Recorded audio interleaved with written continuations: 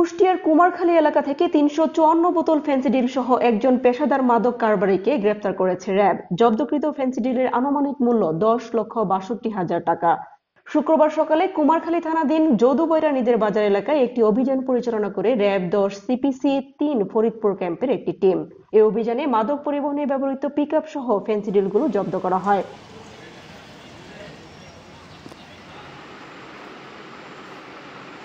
একই সঙ্গে পেশাদার এক মাদক কারবারিকেও গ্রেপ্তার করে র্যাব। গ্রেপ্তারকৃত ব্যক্তির নাম মোহাম্মদ মুস্তাফিজুর রহমান।